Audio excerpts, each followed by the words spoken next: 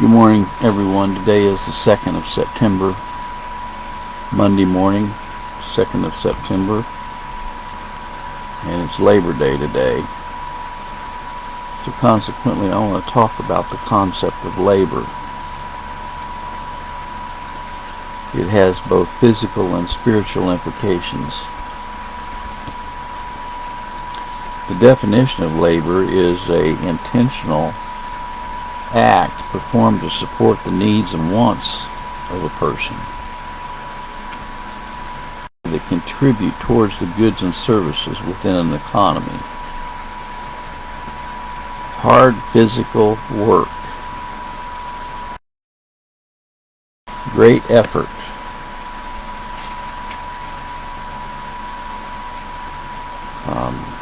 so that's kind of the definition of labor. I've often kidded around, why do they call today Labor Day when nobody works? Why don't they call it Lazy Day? Why did they call it Labor Day? Well, the term labor is mentioned over 80 times in the Bible. In Ecclesiastes 1:3, what profit hath a man of all his labor which he taketh under the sun? You know, we are told that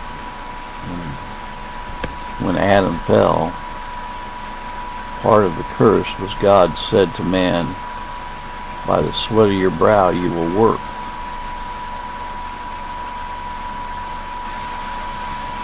Well, there's another place in Ecclesiastes that says that whatsoever mine eyes desired I kept not from them. I withheld not my heart from any joy, for my heart rejoiced in my labor, and this was my portion all of my labor. Job 9:29 says, if I be wicked, why then labor in vain? Proverbs 23:4, labor not to be rich, cease from thine own wisdom. Exodus 29, 6 days shalt thou labor and do all thy work. We know that in the creation account that Christ rested on the seventh day from all of his works. Lamentations 5:5, our necks are under persecution, we labor and have no rest.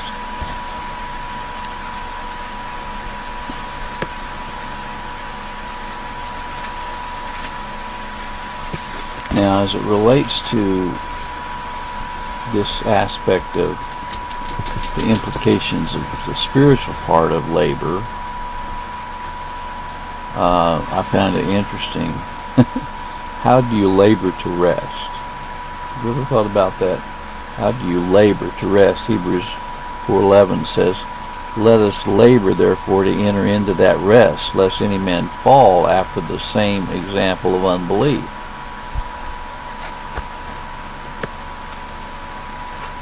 You know, Christ tells us, come unto me all you who labor and are heavy laden, and I will give you rest. Come unto me all you who labor, heavy laden, and I will give you rest.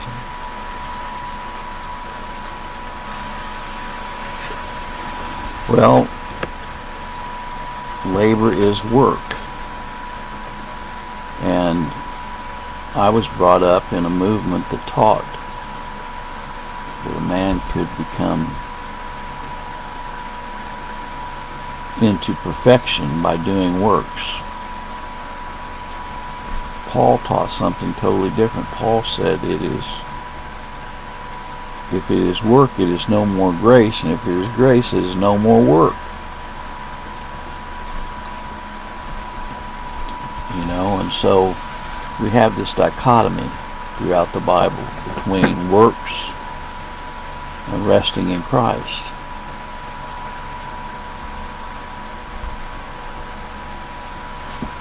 Ecclesiastes 6:7, all the labor of man is for his mouth, and yet the appetite is not filled. You know,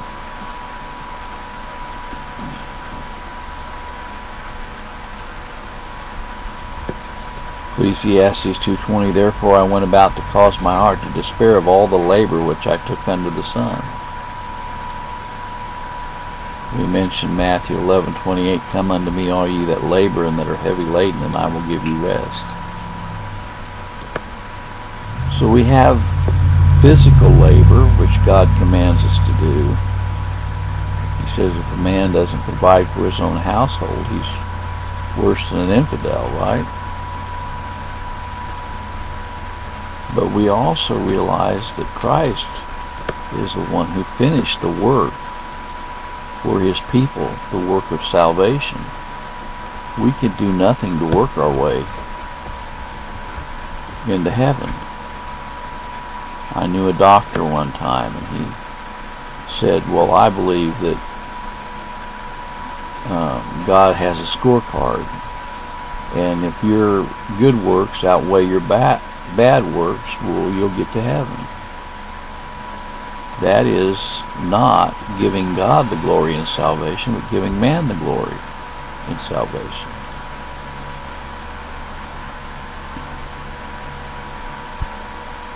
So, the question that I have this morning, are you laboring under the bondage of works, of works salvation? Are you laboring under that? We are told that on the cruel and rugged cross of Calvary, Christ said, it is finished. You know, he is the victor. Christ has put all things under his feet. And God has given him a name which is greater than any name. At the name of Christ, every knee shall bow and every tongue confess Jesus Christ is Lord, not man.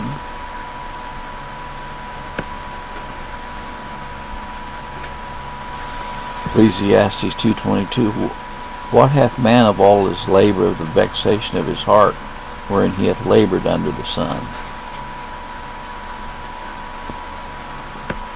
You know, what we should be doing is we should be talking about rest today more than labor. Resting in the completed work of Christ. Resting in the perfect sacrifice of Jesus Christ. Resting in his precious blood. Resting,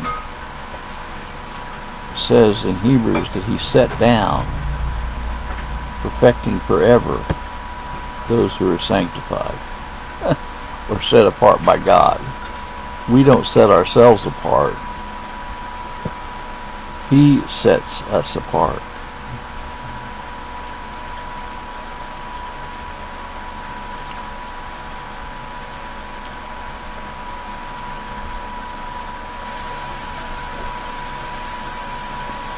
Well, I've heard a lot of people say, well, there's a lot of people that don't want to work anymore. I was talking to a guy the other day. He said that he had this job and people just sit around. They don't want to work. They don't want to rightfully give their employer what is due him when they're at work. But the great news that I have for God's people is that we can do nothing to merit esteem or our own justification through our works. There's a lot of people that do believe that. They believe that they go on enough mission trips, if they give enough money, if they follow the commandments implicitly and explicitly, if they do all these things, that is going to bring their salvation.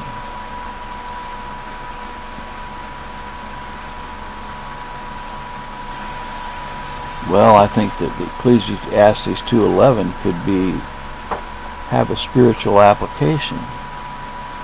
Then I looked on all the works that my hands had wrought, and on the labor that I had labored to do, and behold, all was vanity and vexation of spirit, and there was no profit under the sun. We are told to partake of the water of life freely. You know, We are told that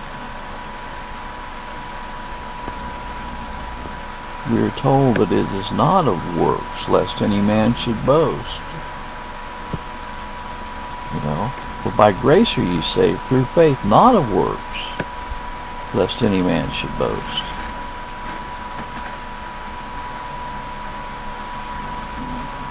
Well, so today, this morning, on this Labor Day morning,